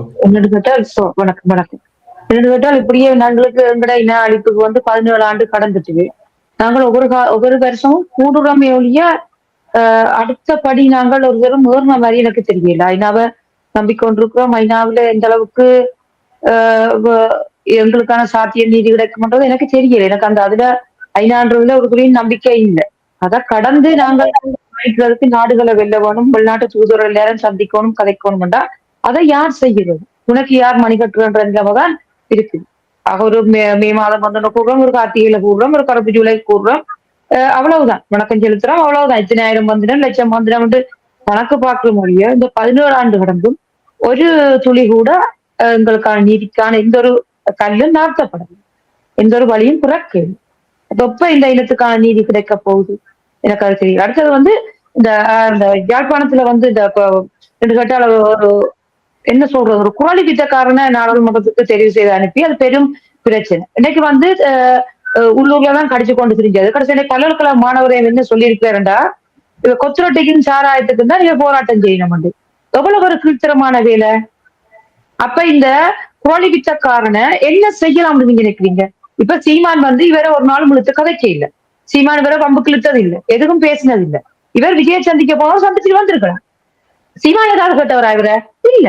சீமான இழுக்க போய்தான் சீமான் கதைக்க முடியும். சீமான் கட்சி தப்பு இல்ல, இப்படித்தான் போய் கொடுக்கணும். அப்ப இவர் விட்டா எல்லாரையும் கட்டிட்டு மாணவர் வரை கட்டிட்டு என்ன தகுதி இருக்கு இந்த அர்ஜுனாக்கு? என்ன தகுதி இருக்கு? சொல்லுங்க பாப்போம். இவரை வளர்த்து விட்டா புலம்பெயர் தேசத்துல காசு கொடுத்தவையும் வாக்களிச்சவையும் தான் பொறுப்பு. இப்படியான ஒரு குரல் வித்த கோமாளியை கொண்டு எங்கட மக்கள் பிரதிநிதி என்று சொல்லி அனுப்பி இந்த நாடாளுமன்றத்திலே நாட்டிலையும் நாடு கடந்து போய் படுற பாடு தமிழ் மக்களை வெட்டி தலகுங்க வச்சு. இப்போ தமிழனா நான் வெக்கப்படுறேன். இந்த நபரை அடிச்சு திரட்டணும். காண்றதுக்கு எல்லா மக்களும் அடிச்சு திரட்டணும். கல்லெட்டு கட்டிக்கணும். அந்த அனிமலுக்கு அதுக்கு அடிக்க கூட இவரு கட்டிக்கணும் கல்லால. அவ்வளவு கோபத்துல இருக்கு. என்னன்னு சொல்லுவேன் பலகலமான சாராயத்துக்கும் கொத்தொட்டிக்கு நான் போராடுறாங்கட்டு. உங்களுக்கு தெரியுமா பாருங்க, இந்த பலகலத்துல இவ்வளவு பங்களிப்பு அந்த மாணவர்கள் எத்தனை பேர் உயிரை கொடுத்தவங்கிற விடுதலை போராட்டத்துக்கு கண்டு என்ன தெரிஞ்சுட்டு அர்ஜுனா இப்படியா கதைக்கு பார்த்து கொண்டு எல்லாரும் இருக்கிறீங்க? சீமான் கட்சியா சரி அப்படித்தான் கேட்கணும். இவர் எல்லாரும் கதைக்கு பொத்தி கொண்டு இருக்கலாது. அவ்வளவு கோபத்துல இருக்கு. பல மாணவரையும் அவரையும் போய் வம்பு கிழித்தத இன்றைக்கு தமிழ்நாட்டுல தமிழ் தேசியம் உண்டோண்டு யாரு மக்கள் மத்தியில கொண்டு போய் சேர்த்தது? என்ன திமுக கார கொண்டு போய் சேர்த்ததா அதிமுக சேர்த்ததா? இல்லையே. ரெண்டு வேலையும் மத்த ஒழிச்சு கொண்டு சொன்னா சீமான் தான். அவர் என்ன சொல்ல போனோம்? அவர் இவர் என்ன கேட்டிருந்தா இவர் கதைச்சிருக்கலாம். இவர் என்ன கேட்டவர் நான் சொல்றேன்னு சொல்லிட்டான். வம்பு கிழித்தவர் அவர் அப்படித்தான் கதைக்கும். கதைச்சு சரி ஒரு பிள்ளையும் இல்லை. முதல் என்னட்டு கேட்டா அர்ஜுனா எல்லாத்தையும் பொது வழியில அங்கேயும் மன்னிப்பு காட்டி இந்த மாணவர்கிட்ட மன்னிப்பு கேட்கணும். இல்லையா காண்றது கல்லாலை காண்டி இருக்காதே மாட்டிட்டு போயிட்டார். அவ்வளவு கோபத்திலே இருக்கணும். நன்றி. நீங்கள் உங்களுடைய கேள்வியை எப்பொழுதும் இனம் விடுதலை பிறப்பு என்ற உங்களுடைய கேள்வியை தான் நான் இங்கே பதிவு செய்து வைத்திருக்கிறேன். என்னை பொறுத்த மட்டில் அந்த பொறுப்பை நாம் தான் எடுக்க வேண்டும். தொடர்ந்து நாங்கள் மற்றவர்களை கூறிக்கொண்டிருக்கின்றமே தவிர எம்முடைய இனம் விடுகின்ற தவறுகளை நாங்கள் சுட்டிக்காட்டி அதை நிவர்த்தி செய்வதற்கு நாங்கள் தயாராக இல்லை. தொடர்ந்து எல்லா நாடுகளையும் நாங்கள் குறை சொல்லுகிறோம். நான் ஏற்கனவே கூறியது போல் அவர்கள் தெற்கிலங்கையில் கூறுகிறார்கள், இந்த அவர்களுடைய வீரர்களுடைய விழாவின் பொழுது கூறுகிறார்கள் அது இன விடுதலைக்கான போராட்டம் இல்லை, அது பயங்கரவாதிகளை நாங்கள் கொன்றோம் என்று. இதை கேட்டுக்கொண்டு நம்முடைய இனம் தொடர்ந்து இப்படியே இருக்க போகின்றதா என்பதுதான் பெரிய கேள்வியா இருக்கு. நன்றி புனிதா உங்களுடைய கேள்விக்கு. நீங்க நல்ல பத்மா ஐயா அடைந்திருக்கிறீர்கள். நீங்கள் உங்களுடைய கேள்வியை தொடருங்கள். வணக்கம். வணக்கம் நேர்களே, வணக்கம் வணக்கத்தை தெரிவித்து நாங்கள் அர்ச்சனாவை பற்றி கலக்கிறதில்லை. இந்த வேற அர்த்தமும் இல்லை. அவர் ஒரு மனநோயாளி. இப்ப ஏதோ அனுப்பி விட்டேன். எங்களுடைய மக்கள் சகாயத்தில் இப்போது தெளிவாகத்தான் இருக்கிறார். இன்னொரு தேர்தல் வருமாக இருந்தால் இந்த சுமந்திரனை எப்படி அடித்து துரத்தினார்களோ அதை விட கேவலமான ஒரு முறையில் தான் அவர் அடித்து துரத்தப்படுவார். சந்தர்ப்பத்தை கொடுத்து விட்டோம், நாங்கள் இனி பொறுத்துத்தான் ஆக வேண்டும் என்றுதான் என்னுடைய கருத்தாக இருக்கிறது. அவர் என்ன என்றது அது ஒரு பைத்தியார் நாங்கள் சபையில் எடுத்து அதை விட்டு விடுவோம். உண்மையா நான் எனக்கு அது பேசுவதற்கு விருப்பமே இல்லை. ஏன்னா நாங்கள் ஒரு ஆக்கப்பூர்வமான நல்ல ஒரு விடயத்தை பேசுவதை விட்டு உதவி பேசுவதால் நீங்கள் என்ன நினைக்கிறீர்கள்? இப்ப 17 ஆண்டுகள் நடந்த கதை எடுத்து நாங்கள் சபையில கொண்டு வர்றது ஒரு அர்த்தமற்றதான் என்னுடைய கருத்தாக. நீங்கள் மூவரும் நல்ல அறிவா எல்லாத்தையும் கலைச்சீங்கள். சாயத்தின் விடுதலை அங்க எங்களுடைய சாயத்தின் மக்களுக்கான விடுதலைக்கு வழி என்ன செய்ய முடியும் உங்களுடைய ஊடகத்திலேயும் உங்களுடைய கருத்துக்களாலேயும் என்பது முக்கியமான கேள்வி. நாங்கள் எவ்வளவுதான் பாடுபட்டிருக்கிறோம். நாங்கள் அடித்தல் மக்களின் ஒரு நிலைமையை நாங்கள் முன்னிறுத்தி எங்காவது கழித்திருக்கிறோமா? இல்லை. அவர்களுடைய நிலைமை என்ன? இன்றைக்கு குடும்ப கஷ்டத்துக்காக ஒரு பெண் ஒரு சிற்பி இருக்கிறார், இன்னொரு பெண் விபச்சாரம் செய்கிறார். எல்லாம் முன்னால போராளிகள். அவர்களுக்கு நாங்கள் என்னத்தை செய்து விட்டோம், என்னத்தை கொடுக்க போறோம், என்ன மாதிரி வழி சமைக்க போறோம்? இதுகளெல்லாம் எங்களுடைய மக்கள் மத்தியிலே நிலவர குறைபாடுகள் இல்லையா? உங்களுடைய கருத்துக்களை பொறுத்தவரை இவர்களுக்கு என்ன வழி? மற்றது இன்னொன்று சொல்லுறேன் என்றால், இந்த ஊடகத்தை எல்லாம் நடத்தி கொண்டிருக்க பிரபல ஊடகவியாளர்கள் சொன்னார், நான் கலைத்து விட்டேன், இந்த ஊடகத்தால் என்னால் எதையும் செய்ய முடியாது, நான் இதை விட்டு விலகி போகலாம், நான் மக்களுக்கு பொய்யை சொல்லுறேன் என்று ஒரு பிரபல ஊடகவியாளர் சொன்னார். எனக்கு சரியான மன வருத்தம் தான். உலகாலம் பாடுபட்டு போட்டு இப்படி சொல்லிக்க எனக்கு கொஞ்ச நேரம் எனக்கு தனியே இருந்து அழக்கூடியதான் இருந்தது. இப்படியான ஒரு நிலைமையில தான் நாங்கள் இருக்கிறோம். இவர் முன்னிலைக்கு எங்களுடைய தீர்வு திட்டமோ ஏதாவது இதுகளுக்கு முன்னிலைப்படுத்தக்கூடியவர் யார் என்றதை நீங்கள் எனக்கு விளங்கப்படுத்த வேணும் என்று மிக தாழ்மையுடன் கேட்டுக்கொள்வது. நன்றி, வணக்கம். நன்றி, வணக்கம். நல்ல பத்மா ஐயா, உங்களுடைய கேள்விக்கு நன்றி. சிவா கெட்ஃபர்டில் இருந்து இணைந்திருக்கிறீர்கள். வாங்கோ சிவா, நீங்கள் கூறுங்கள். வணக்கம். வணக்கம், வாங்கோ. நான் என்னன்னா, இப்ப நீங்க சர்வதேசம் இப்ப இந்த முறை முள்ளிவாய்க்கால் நேரத்துல 2 இப்ப அமெரிக்கா, கனடா, ஆஸ்திரேலியா 2லும் ஒரு மாற்றம் ஒன்று வந்திருக்கிறது. இது உண்மையில நாங்கள் எங்கள் இனத்துக்காக கதைப்பவர்களை ஆக கீழே போட்டு கணிப்பதில்லை. ஏனென்றால் அப்ப மற்றவர்கள் நாடுகள் தான், இப்ப பாலஸ்தீனமா இருக்கலாம், இதா இருக்கலாம், அது நாடுகள் தான் நாடுகளுக்காண்டி ஒவ்வொரு நாடுகள் கேட்கின்றன. ஆனா எங்களுக்கு இப்போது இந்த இருவரும் ஒரு மாற்றம் ஒன்று வந்திருக்கிறது இந்த வேடம். ஆனால் இதெல்லாம் ஒரு சிலர் செய்கின்ற செயல்பாட்டால் தான் இந்த மாற்றம் வந்திருக்கிறது. இந்த மாற்றத்தை நாங்கள் எப்படி கொண்டு போக போகிறோம்? இந்த மாற்றத்தோடு எங்கள் தமிழீழத்தில் அந்த மக்களிடம் முதல் அந்த உறுதியான ஒரு நிலைப்பாட்டை உருவாக்க வேண்டும். இங்கே மாற்றங்கள் வரும்போது நாங்கள் எந்த அமைப்பாக இருக்கலாம், தனி மனிதர்களாக இருக்கலாம், அங்கே செய்கின்றவர்களுக்கு அவர்கள் உறுதியாக இருப்பார்களாக இருந்தால்தான் இந்த நிலைப்பாடு வெற்றி அடையும். இந்த 2 நாடுகளும் இப்போது கேட்டிருப்பதும் மற்றது ஆசிய மனித உரிமை அங்க முள்ளிவாய்க்கால வச்சு சொல்லப்பட்டது பார்க்கும்போது எங்களுக்கு ஒரு அளவுக்கு இந்த வருடம் முன்னேற்றம் மாதிரி தான் நான் பார்க்கிறேன். இந்த முன்னேற்றம் இல்லை என்றது நான் எந்த கருத்து இல்லை. ஆனபடியால் நாங்கள் என்ன செய்ய வேண்டும்? இப்போது இந்த மக்களுக்கு தெளிவுபடுத்த வேண்டும். ஆனால் நாங்கள் இந்த வரப்போகின்ற மாகாண சபை தேர்தலாக இருக்கலாம், எதாக இருந்தாலும் இந்த தேசிய கட்சிகளுக்கும் துரோகத்துக்கு விலகக்கூடிய கட்சிகளுக்கு நாங்கள் ஏதாவது செய்து ஒன்றை உண்டாக்கி அதிலே ஒரு மாகாண சபை அப்படி ஒன்று அமையுமாக இருந்தால் இந்த முன்னேற்றங்கள் பின்னாலே தான் போகும். அதை தடுத்து நிறுத்த வேண்டும். மற்றது நீங்க பாருங்க, நாங்கள் சில விஷயத்தை அறிச்சுனா என்றது அதை நான் எடுக்க விரும்பாட்டியும் அதுக்கு வரத்தான். இந்த ஆட்சியாளர்கள் இன்றைக்கு சொல்லுகிறார்கள் பாருங்கள், இந்த வெற்றி விழாவை கொண்டாடும் போதும் அவர்களில் எந்த மாற்றமும் இல்லை. அதை தெளிவுபடுத்த வேண்டும் மக்களுக்கு. ஏனென்றால் இவர்கள் வடக்கு கிழக்கில் காலூன்றுவதற்கு இப்போதும் அவர்களை நம்பி இருப்பவர்கள் பலர் இவர்களது என்ன நிலையில் இருக்கிறார்கள் என்பதை விளங்கப்படுத்த வேண்டும். ஏனென்றால் இந்த அரிச்சுனாவை இவர்கள் தங்களுக்கு சாதகமாக பயன்படுத்துவதால் தான் அவர்கள் ஒரு வார்த்தையை பயன்படுத்தி இருக்கிறார்கள். இவர் விஜயகரத் பயன்படுத்தி இருக்கிறார். இவர் ஒரு நகைச்சுவையாளர் ஒரு மிக ஒரு அறிவார்ந்த ஒருவர். நகைச்சுவையாளர்கள் ஆளுகிறார்கள். அவர்களுக்குரிய சொல்பதத்தை படுத்துகிறார்கள் என்றால் இவர்களுக்கு இவர் தேவைப்படுகிறார் நிச்சயம். சரி, நான் அந்த விடயத்தை, அதாவது நிறைய விடயங்கள் இருக்கலாம், அதை நாங்கள் விட்டு நாங்கள் இப்பொழுது இந்த பரிகாரத்தை. நன்றி சிவா, உங்களுடைய கேள்விக்கு நன்றி. தெளிவுபடுத்த வேண்டியதும் நான் அரசையும் குணரட்னம் அவர்களையும் கேட்கிறது. ஏனென்றால் இவர்களை எல்லாம் தெளிவுபடுத்த வேண்டும்.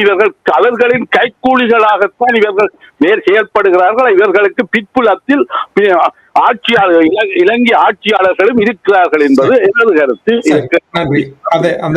அந்த விடயத்தை நாங்கள் விட்டு இன்னொரு சந்தர்ப்பத்தில் பேசலாம். இந்த இருவரிடமும் நான் மற்றவர்களை அழைப்பதற்கு முன்னதாக சிவா கேட்ட நல்ல ஒரு கேள்வி, அதாவது சர்வதேசத்தில் சில மாற்றங்கள் காணப்படுவது, அதை எவ்வாறு கையாளுவது என்று கேட்டிருக்கார்கள். முதலில் அந்த மாற்றத்தை நீங்கள் காண்கிறீர்களான்றதை முதலில் நீங்கள் இருவரும் கூற வேண்டும். அப்படி இருந்தால் அதை எவ்வாறு கையாளலாம் என்பதுதான் முக்கியம். என்னை பொறுத்த மட்டும் எனக்கென்றால் பெரிய மாற்றம் காணவில்லை. பாருங்கள், இஸ்ரேலில் நடக்கின்ற விடயத்தை பாருங்கள், ஈரானில் நடக்கின்ற விடயங்களை பாருங்கள். அமெரிக்காவும் இஸ்ரேலும் இந்த உலகத்தில் எங்களை விட்டால் யாரும் இல்லை என்ற விதத்தில் அவர்கள் செயல்படுவதை பார்த்தால் அவர்களிடம் போனால் மட்டும்தான் எங்களுக்கு ஏதாவது நடக்கும் என்ற போல் தான் எனக்கு தெரிகிறது. நேருவர்கள், நீங்கள் கூறுங்கள். இந்த உலகம் மாறுகிறதா என்றால் அது மாறுறது காலங்களாலே, ஆனால் அது மாறுறது ஒருவருக்கும் தெரியல. அதான் விஷயம். ஏன்னா உங்களுக்கு ஞாபகம், நான் முதலும் சொன்னேன், நீங்கள் தான் அடி வாங்க போறீங்க இந்த விஷயத்துல.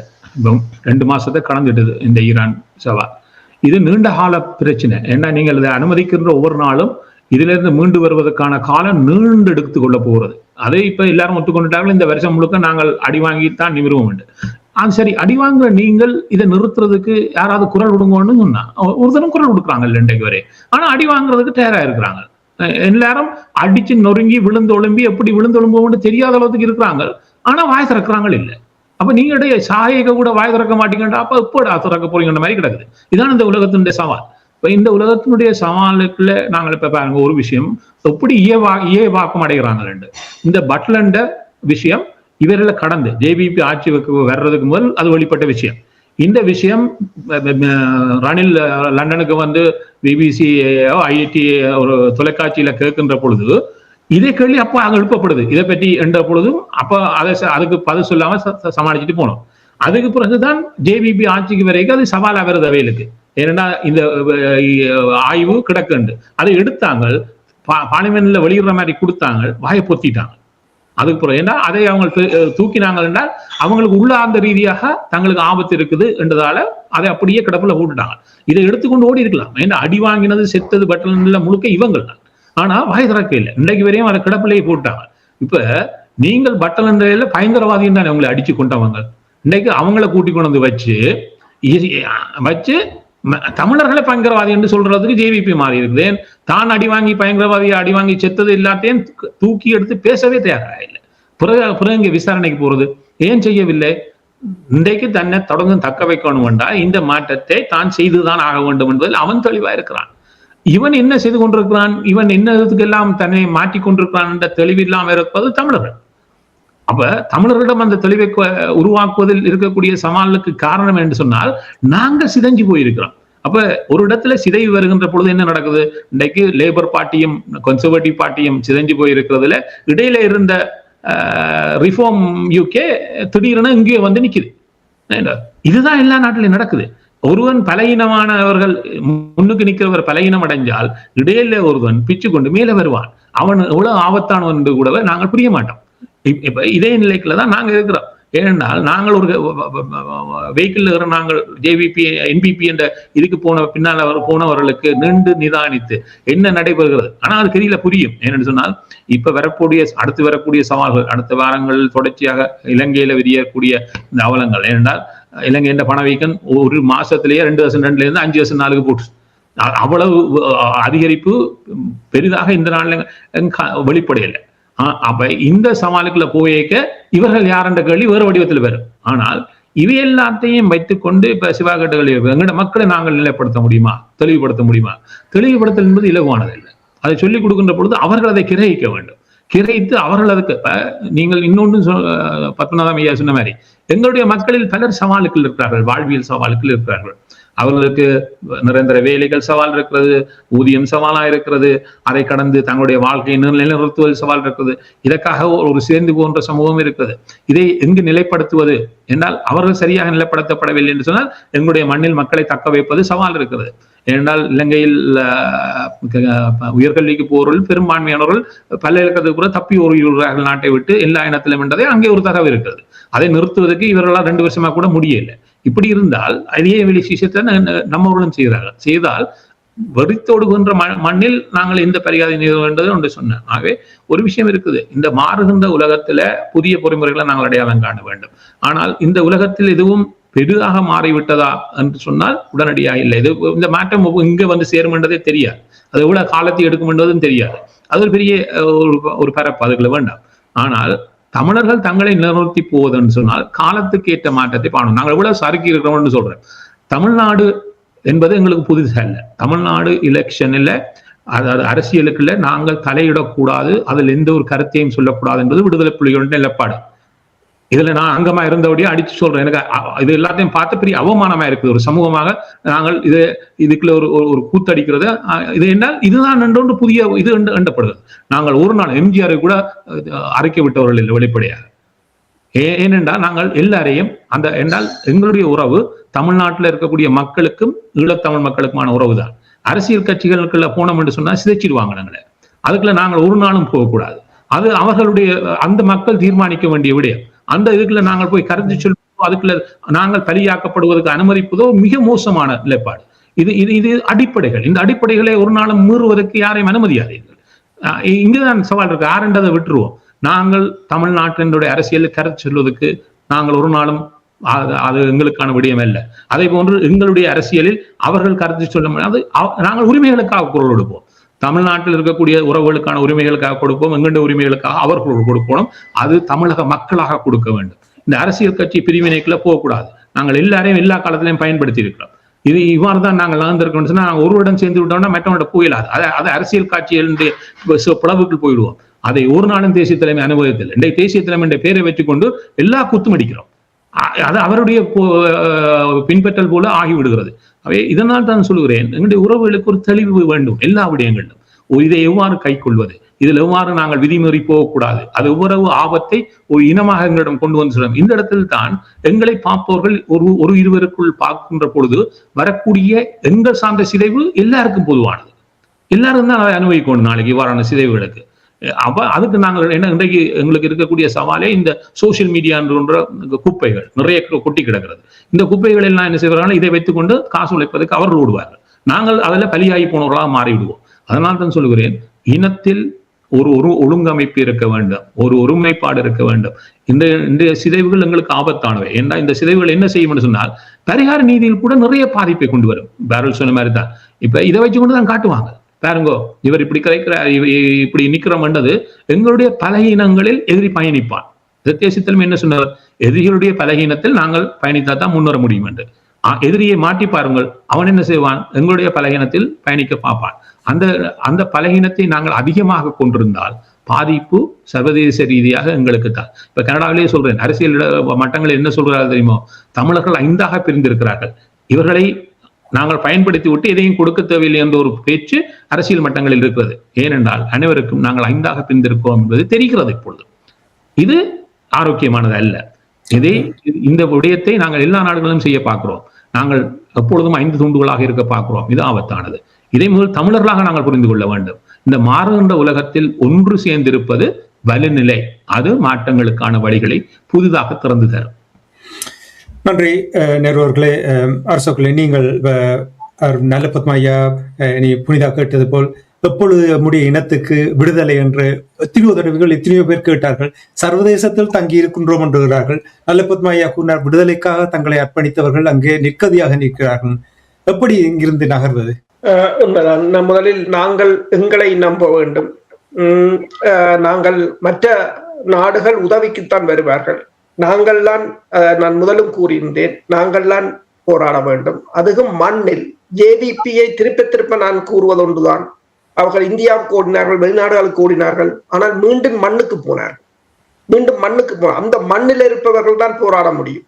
வெளிநாட்டில் இருப்பவர்கள் உதவிகளை செய்ய முடியும், ஒன்றும் செய்ய முடியாத ஒரு நிலையாகத்தான் இருக்கு. அப்படியான ஒரு நிலையாகத்தான் இருக்கு. இப்ப சிவாக சொல்றது போல இப்ப ஆஸ்திரேலியாவில் கனடாவில் ஒரு நல்ல மாற்றம் வந்திருக்கு. இனி அவங்க யாரோட கதைக்கிறோம் என்று சொன்னால் நாங்கள் எங்க நோக்கி ஓடிக்கொண்டிருக்கிறோம்.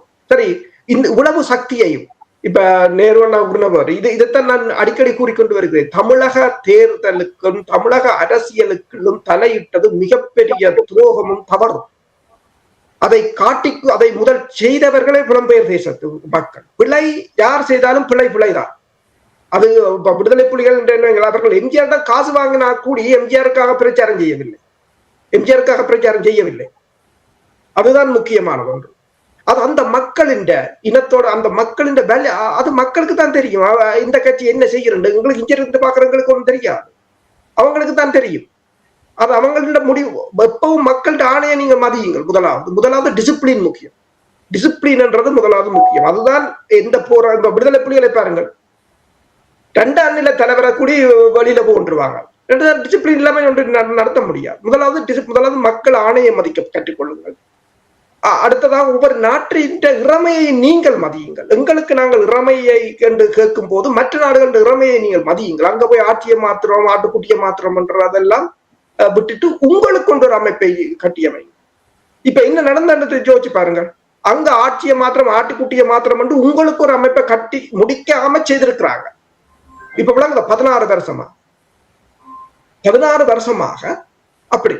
சரி, இப்ப என்னன்னு சொன்னால் இப்ப சரத் பொன்சேகா கூறினார் என்ன, தமிழகத்தில் இருக்கிற அரசியல் தலைவர்கள் எல்லாம் கோமாளிகள் உண்டு. அப்ப போர் முடிஞ்ச அப்புறம் அவைகள் இப்படித்தான் கத்துக்கிறோம் சொல்லி அதே ஒரு நிலையத்தான் இப்ப மாறி மாறி சொல்லுறார்கள். இப்ப தமிழகத்தில் இருக்கிற ஒருவர் வந்து எங்கட ஊர்ல இருக்கிறவரை சொல்ற நாயே அனுமதிக்க போறோமா?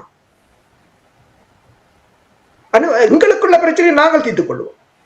இன்னொருத்தன் வந்து எங்களை பேசுறதுக்கு அனுமதிச்சோம் என்று சொன்னால் நாளைக்கு எனக்கு முதுதான் நடக்கும். தமிழீழம் ஓகே, தமிழீழம் வடக்க கிடக்க உனக்கு தெரியுமா? ஈழத்தில் இருக்கிறவனுக்கு தெரியுமா? உனக்கு தெரியுமா?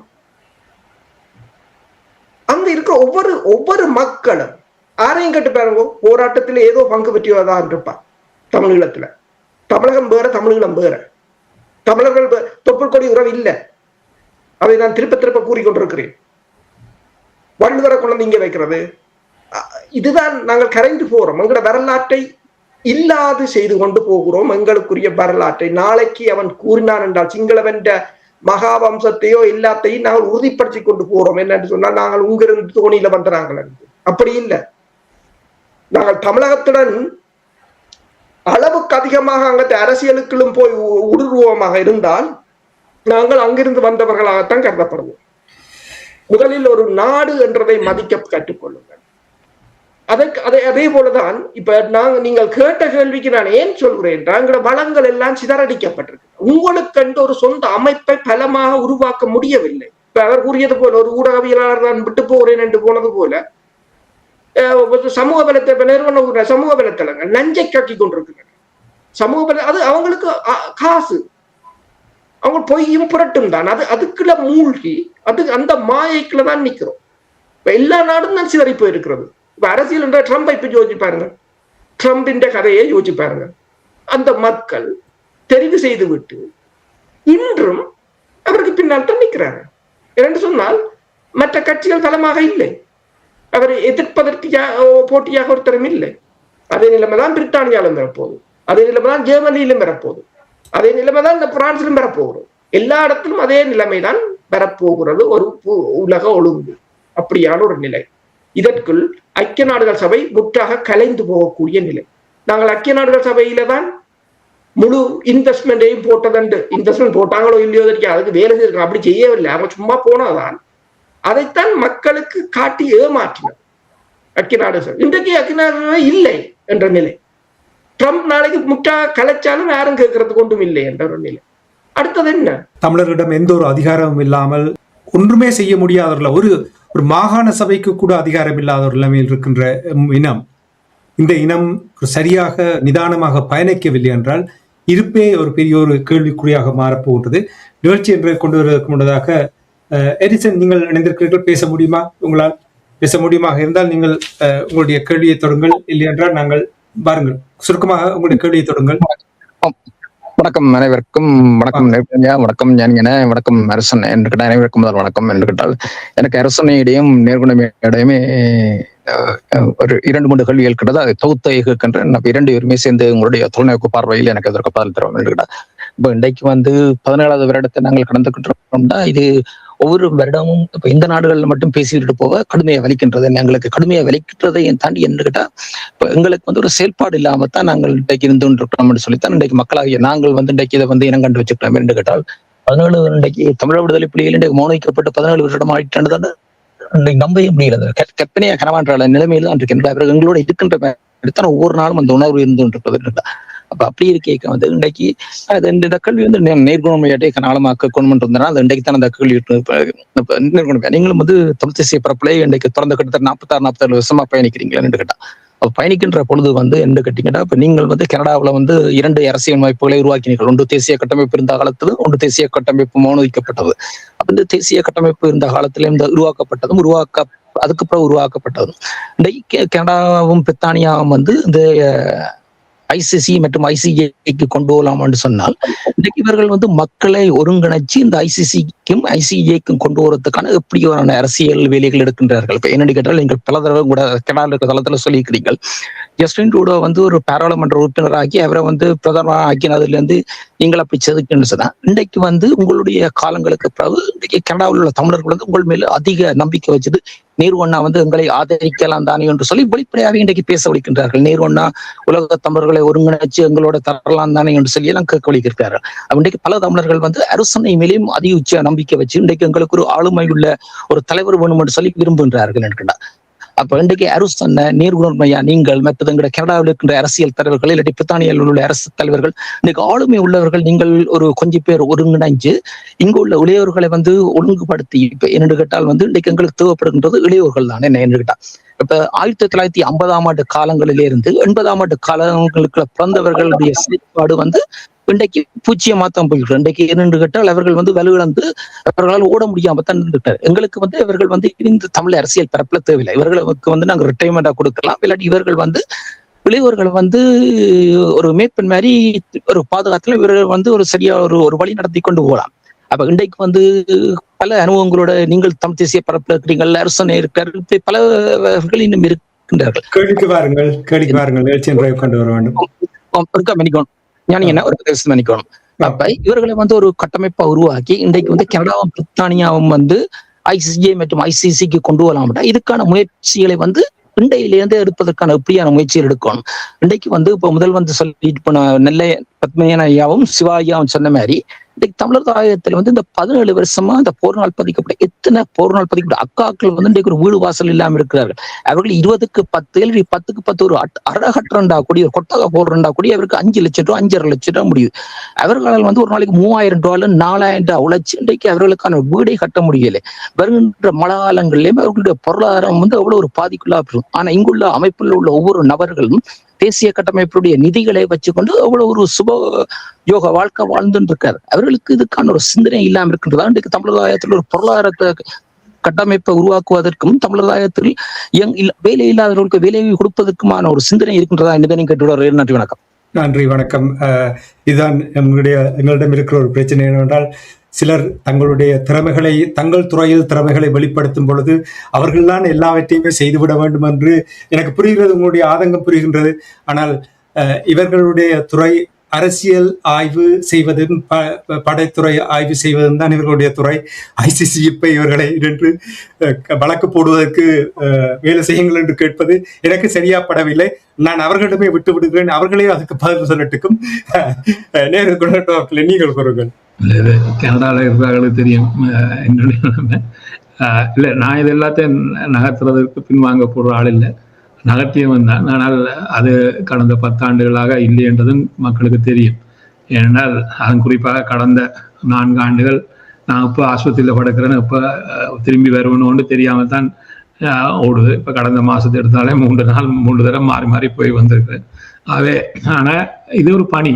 ஏனென்றால் என்ன பணி என்றால் நான் ஒருவரை நேரடியாக சந்திக்கக்கூடிய வாய்ப்பே இல்லை. இன்னொருவரை நேரடியாக சந்தித்தால் தொட்டுக்குள்ள வந்துடுவேன். அதனால நான் வீட்டை விட்டு வெளியில வராதால் அது எரிச்சனுக்கு தெரியும். ஆனால் எரிச்சன் அந்த கேள்வியை கேட்குது. அப்ப நான் என்ன சொல்றேன்னா அதை நான் ஒழிச்சு பேசுவதில்லை, எல்லாருக்கும் சொல்லியிருக்கிறேன். என்னுடைய நிலைமை என்ன என்பது பெரும்பான்மையான ஓரளவுக்கு தெரியும். ஆனா தெரியாதவர்களுக்கு சொல்லி விடுறேன். நான் இதை நகர்த்தக்கூடிய நிலையில் இல்லை. நாளை என்பது இல்லாத ஒரு உலகத்துல வாழ்ந்து கொண்டிருப்போம். ஆனால் என்னால் முடிந்தது என்னன்னு சொன்னால் இதில் சம்பந்தப்பட்டவருடன் பேச வாய்ப்பு கிடைக்கின்ற பொழுதெல்லாம் நான் அவருடன் பேசுகிறேன். அவர்களுக்கு சொல்ல வேண்டிய விடயங்களை சொல்லுகிறேன். ஏன்னா இதுவரை பெற்ற இவ்வளவு இதை கடத்தி செல்லுவதற்கு தான் முனைகிறேன். குறிப்பாக இளையவர்களுக்கு கடத்த முனைகிறேன். அந்த வாய்ப்பு இந்த நாட்டிலேயே அது அமையவில்லை. என்னால் இப்பொழுது நேரடியாக சந்திச்சு செய்ய முடியாது. ஆனால் அதை கடந்து செய்வதற்கு பொறிமுறைகள் இருக்கிறது, தொழில்நுட்பம் இருக்கிறது. அதை வெற்றி கொண்டு சொல்வதற்கு செய்கிற முயற்சியில அதில் இளையவர்களை காணவில்லை. இதெல்லாம் தான் சொல்லுறேன். நான் ஒழித்து பேசவில்லை. ஏன் இவ்வளவு இது சொல்லுறேன்னால் எங்களுக்கு சவால் இருக்கிறது. அதை நாங்கள் ஏற்றுக்கொண்டு நிவர்த்தி செய்தால் தான் நகர முடியும். நகர்வதற்கான வழி தெரியாமல் இப்பொழுது தாயத்திலிருந்து ஒரு முக்கியமானவர் வந்திருக்கு. அவர் கேட்டார், போக்கு சந்திக்க முடியும். நான் ஒன்று சொல்லியிருக்கேன். ஏன்னு சொன்னால் அது முக்கியம் என்றால் அவருக்கு நீங்கள் தாயத்தில் என்ன தப்பு பண்ணி கொண்டிருக்கின்றதை சொல்லத்தானே வேணும். அவருக்கு மூத்துக்கு முன்னாலே சொல்றது கூட வாய்ப்பு கிடைக்காது. ஆகவே இந்த விடயங்களை செய்வதற்கு நாங்கள் பின்வாங்கவில்லை. அவருடன் பேசுகின்ற வாய்ப்பு கிடைக்கின்ற பொழுது அதை ஏதோ வழியில் சொல்வதற்கு வாய்ப்பு கிடைக்கின்ற பொழுது பேசுகிறோம். ஆனால் அதை செய்ய வேண்டியவர்கள் நான் அல்ல. இறுதி காலத்தில் இருப்பவர்களால் அதை நாம் பொறுப்படுத்தி செய்ய முடியாது. ஏன்னா அந்த பொறுப்பு யாரோ செய்ய வேண்டும். அவர்களுக்கு வழிகாட்டுவது மட்டும்தான் எங்களால் செய்ய முடியும். ஆனால் அந்த செய்ய வேண்டிய இளையவர்களை காணவில்லை என்பதுதான் பெருமாதங்கள். ஏனையவர்கள் தவறாக எங்களுடைய இதை மாற்றி செல்கிறார்கள் என்பது இன்னும் பெரிய ஆதங்கம் என்று சொன்னால், நாங்கள் செய்யாததெல்லாம் இப்பொழுது இது தேசிய தலைவர் வழி என்று சொல்லிவிடுகிறார்கள். ஏனென்றால் என்ன நடந்தது என்பது ஆரம்பத்திலிருந்து எவ்வாறு வடிவமைக்கப்பட்டது, இதில் எவ்வளவு நேர்த்தி பேணப்பட்டது, எவ்வளவு விடயங்களில் தெளிவு இருந்தது என்பதெல்லாம் இன்றைக்கு சிதைக்கப்படுகிறது. இது ஆபத்தானது. ஏனால் இவ்வாறான சிதைவுகள் எல்லா இடத்திலும் தெரிகிறது. அது வேண்டாம். ஆகவே முதல் தெளிவு வேண்டும். ஒரு தெளிவானவன் தான், ஒரு அறிவை பெற்று தெளிவான பெற்றவன் தான் சரியாக தன்னை வடிவமைப்பான். இல்லாட்டி அவன் நகர மாட்டான், அவனும் மாற்றிக்கொண்டே இருப்பான். நான் ஒன்றை சொன்னேன், ஏனையவருடன் பொறுப்பு கூறலை கேட்பவர்கள் எங்களுக்கும் நாங்கள் பொறுப்பாக இருக்க வேண்டும். தேசிய தலைமையின் வார்த்தையை சொல்வதானால், உங்களுடைய மக்களுக்கு நீங்கள் உண்மையாக இருங்கள். நான் தான் இப்போ என்னுடைய உடல்நிலையை கூட நான் மறைப்பேன். பலர் கேட்பார்கள், ஏன் அதை நீங்கள் வெளிப்படையா சொல்றீர்கள்? அது எதிரிக்கு உபயோகமாகலாம், ஆனா என்னுடைய மக்களுக்கு நான் சொல்லுவேன். ஏன்னா இதான் அந்த உண்மை என்பது என்னுடைய பழக்கம். ஏனென்றால் மக்களுக்கு உண்மையாக இருக்கவில்லை என்று சொன்னால் அது ஏமாற்றுவதை மக்களை மாற்றவில்லை, நான் என்னையே மாற்றுகிறேன் என்பதுதான் அதனுடைய முதல் வடிவம். இதை அனைவரும் புரிந்து கொண்டார். முதல் நான் என்னையே ஏமாற்றக்கூடாது என்று நினைத்தார் என்று சொன்னால் அவர்கள் மக்களுக்கு உண்மையாக இருப்பார்கள். செயற்பாட்டில் வீரியம் இருக்கும், செயற்பாட்டில் தெளிவு இருக்கும். அந்த தெளிவு இல்லையோ அதை தேட வேண்டும், தேடி பெற்றுக்கொள்ளுங்கள். பெற்றுக்கொண்டு இதை வடிவமைத்து நகர்த்தவில்லை என்று சொன்னால் அது இனத்துக்கான உபயோகமாக இருக்காது. தாயகத்தில் நிறைய தேவைகள் இருக்கிறது. நிறைய தேவைகளை பற்றி நிறைய தரம் நானே பேசிவிட்டேன் அங்க இருக்க இது சம்பந்தப்பட்டவருடன். ஆனா இதுவும் நகரவில்லை என்பது ஒரு பெரும் ஏமாற்றம். அதை வெளிப்படையாத்தான் சொல்லி ஆகணும்னு சொன்னால் பொறுப்பெடுப்பதற்கு யாரும் தயாராக இல்லை. இந்த பூனைக்கு மணி கட்டுவது யார் என்பதிலேயே காலம் கடந்து போகிறது. என்னால் பூனைகள் கிடைப்பதாக இல்லை, மணி கையிலேயே இருக்கிறது. இதுதான் இன்றைய ஆபத்தமான சூழல், அல்லது ஒரு ஆபத்தான சூழல் சொல்லலாம். இதை ஏற்றுக்கொண்டால் தீர்வை நோக்கி நகர முடியும். அதான் வெளிப்படையாக சொல்லணும். இதுதான் நிலைமை. இதை நாங்கள் பூசி மொழிவதால் நாங்கள் இதையும் மாற்றிவிடக் கூடாது. அதுதான் நாங்கள் வெளிப்படையாக இருக்க வேண்டும் என்பதை நீங்கள் கூறுகிறீர்கள். நன்றி நேரு அவர்களே. அரசோகளே, நீங்கள் நிறைவாக. நேரு கூறியது போலதான். என்னென்று சொன்னால், இப்ப பல இடங்களில் நானும் போய் பேசி இருக்கிறேன். பல இடங்களில் இவ்வாறான கட்டமைப்புகளை அமைப்பதற்கு கூட பல கூட்டங்களை நடத்தி இருக்கிறோம். பல இடத்துல இந்த கோவிட்ல இருந்து பெருமளவான நேரம் இதில் தான் செலவழிந்தது. ஆனால் வருபவர்களில் என்னிடம் நான் அதிலிருந்து இறுதியாக விளத்தினதுக்கு காரணம் என்னென்று சொன்னால், நாங்கள் ஒரு மிஷனில் இருக்கிறோம் என்று சொன்னால் எங்களுக்கு அது மட்டும்தான் தெரிய வேண்டும். அவன் என்ன செய்யறான், இவன் என்ன செய்யறான், அவனை அடிச்சு விழுத்துறது, இவனை அடிச்சு விழுத்துறது, அதுக்கு இருக்கிறாக்கள் அப்படித்தான் பெருமளவு. அதுக்கு எதிராக அரைக்க விடுறது. கயந்திரமார் ஒன்றை செய்யறா அவர் செய்யட்டும், முயன்றால் முடிஞ்சு பார்க்க, அது பிரச்சனை இல்லை. இன்னொரு ஆள் இன்னொன்று செய்யறான், அவர் செய்யட்டும். உங்க மிஷன்ல நீ கவனமாக இரு. நீ உனக்கு ஒரு மிஷன் இருக்கும் என்று சொன்னால் அதுல நீ கவனமாக இரு முதலில். அதை வெற்றிகரமா அது இல்லை, உடனே கவனம் சிதறிவிடும். அப்ப பிறகு நான் பார்த்தேன், எத்தனையோ இடத்துல அவ்வளவு நேரமும் வேஸ்ட். ஒரு நேர காலம் வந்து பொன்னானது. நாங்கள் ஒரு தவறான மனிதர்களை நம்பி இப்படியே உங்கள் காலத்தை வீணடிக்க முடியாது என்றுதான் நான் இறுதியாக அதிலிருந்து நான் உண்மையை சொல்கிறேன். அதுல இருந்து நான் விளத்தி எல்லோருக்கும் அதைத்தான் நான் இப்போ சொல்லி விடுவது. அதிலே சொல்லிவிட்டே நான் விளத்தி விடுவது என்னென்று சொன்னால், நான் 5-6 வருடங்களாக, ஆனா வருபவர்களுக்கெல்லாம் என்னென்று சொன்னால் ஒரே இரவில் விண்ணேறி, அதாவது சந்திர மண்டலத்துக்கு போயிட வேண்டும் என்று ஒரு ராக்கெட் இருந்தாலும் இவ்வளவு நாள் செல்லும் என்று தெரியாது. ஒரே இரவில் போய்விட வேண்டும், இல்லை என்று சொன்னால் இல்லை. இல்லது அவர்களுக்கு அங்கலாய்த்த மனமும். அதாவது முதலில் உங்கள் மனத்தை ஒருநிலைப்படுத்த வேண்டும். வெற்றி உடனடியாக கிடைக்காது, சிறுக சிறுகத்தான் கட்ட வேண்டும். ஆனால் அப்போது அப்படி நீங்கள் கட்டும் போது உங்கள் மனதை சிதற விடாதீர்கள். அதை நான் எத்தனையோ தடவை சொல்லி நான் களைத்து போனேன். அது என்னென்னு சொன்னால் மற்றவர்களைத்தான் பார்க்கிறார்கள் கூடுதலாக. அவர் என்ன செய்கிறார், அவரை அடித்து விழுத்தோணும், இவரை இடித்து விழுத்தோணும் என்ற இதுல இருக்கிற நேரத்துல நாங்கள் எதுவும் செய்ய முடியாத ஒரு நிலை. சரி, இப்போது நீங்கள் பார்க்கலாம், இந்த ஆஸ்திரேலியாவில கூட சில இளம் பிள்ளைகள் நன்றாக செய்கிறார்கள். அப்ப நாங்கள் என்ன செய்யலாம் என்று சொன்னால், ஒருத்தரிடம் தகுதி இருந்தால் அவர்களை நீங்கள் இனங்காருங்கள், அவர்களுக்கு உங்கள் சப்போர்ட்டை கொடுங்கள், அவர்களை சுற்றி பலமாக ஒன்றை வளர்த்து விடுங்கள். ஒரு பிள்ளை சரியாக செய்யும் என்றால் அதே போல 10 பிள்ளைகளை சேர்த்து விடுங்கள், 10 பேரை அதற்காக வளர்த்து விடுங்கள், அதை கொண்டு செய்யுங்கள். அது ஒரு நல்லொரு உத்தியாக இருக்கும். ஏனென்று சொன்னால் நாங்களும் மெல்ல மெல்ல எங்கள காலங்கள் குறைவாக இருக்கும். அவர்கள் தான் அடுத்ததாக பொறுப்பேற்க வேண்டும். அதில் போடுகின்ற முதலீடுகள் எப்பவும் தவறாது. ஏனென்று சொன்னால் இப்ப இருக்கிற இந்த அரசியல் குழப்பம் இருக்கல்லோ, அந்த நாட்டை நம்புறது, இந்த நாட்டை நம்புறது, தமிழகம், அதுகள் எல்லாம் அதுகளுக்கு தெரியாது. அதுகள் அடுத்த ஜெனரேஷன், அதுகளுக்கு உண்மை எது பொய் எது என்று தெரியும் ஓரளவு. இங்க பள்ளிக்கூடத்துல படிக்கிற பிள்ளைகளுக்கு அதுதான் மற்றது. இங்கே படிக்கிற பிள்ளைகளை பாருங்கள், எப்பவும் தண்டை சோதனை மார்க்ஸை வாங்கி கொண்டு வந்துருமே தவிர மற்றவன்ற பேப்பர்ல என்ன இருக்குன்னு எட்டி பார்க்காது, ஒரு நாளும் பார்க்காது. மற்றவன்ற பேப்பர்ல என்ன வருகுதுன்னு மகளுக்கு தெரியாது. அப்படி வளர்ந்தவர்கள் இப்ப மற்றவன்றையில தலையிடாதுகள். ஒரே ஒரு வழி அப்படியானதை இனங்காணுங்கள். இப்ப கணக்கு இருக்கிறது, இடாக்கள் இருக்கிறது, அவர்களுக்கு சப்போர்ட்டை கொடுத்து ஆதரவை கொடுத்து மக்கள் பலத்தை வளர்த்து விடுங்க. நன்றி இருவருக்கும். முள்ளிவாய்க்கால் 17வது ஆண்டு பரிகார நீதி குறித்த இந்த கலந்துரையாடல் இழந்த உரிமைகளை மீட்பதற்கும் பாதிக்கப்பட்ட மக்களின் வாழ்வாதாரத்தை உறுதி செய்வதற்கும் பரிகார நீதி எவ்வளவு முக்கியம் என்பதை எல்லோருடைய இந்த கருத்துக்களினூடாக உணர்த்துகின்றது. 17 ஆண்டுகளாக கடந்த நிலையிலும் உலக அரங்கில் இந்த வரலாற்று உண்மைகளை, நீதிக்கான குரலையும் அடுத்த தலைமுறைக்கு கொண்டு சேர்க்க வேண்டிய கூட்டு பொறுப்பு இனத்துக்கு இருக்கின்றது. மண்ணில் இருப்பவர்களுக்கும் சரி, புலத்தில் இருப்பவர்களுக்கும் சரி அந்த பொறுப்பு இருக்கிறது. துணிவோடு ஒற்றுமையோடு தொடர்ந்து குரல் கொடுப்பதே பாதிக்கப்பட்ட மக்களுக்கு எம்மினம் செய்யும் உண்மையான பரிகாரம் என்று கூறிக்கொண்டு இன்றைய நிகழ்ச்சியில் பங்கெடுத்த அரசியல் ஆய்வாளர் நேரு குணரட்னம் அவர்களுக்கும் போரியல் ஆய்வாளர் அரசு அவர்களுக்கும் நன்றி கூறி தனாஞானி இந்த நிகழ்ச்சியை நிறைவு கொண்டு வருகின்றேன். நிகழ்ச்சியில் பங்கெடுத்தவர்களுக்கும் நன்றியை கூறிக்கொண்டு நன்றி கூறி விடைபெறுவோம். நன்றி, வணக்கம் நேரு அவர்களே. நன்றி, வணக்கம் அரசு அவர்களே. நன்றி. நன்றி, வணக்கம். எமது பார்வையாளர்களுக்கு வணக்கம். மக்களின் குரலாய் ஓங்கி ஒலிக்கும் இலக்கு மின்னிதழ் மற்றும் உயிரோடை தமிழ் வானொலி ஆகிய இவ்விரு ஊடகங்களும் உங்களைப் போன்ற எமது நேயர்கள், நண்பர்களின் ஆதரவிலேயே இயங்கி வருகின்றன.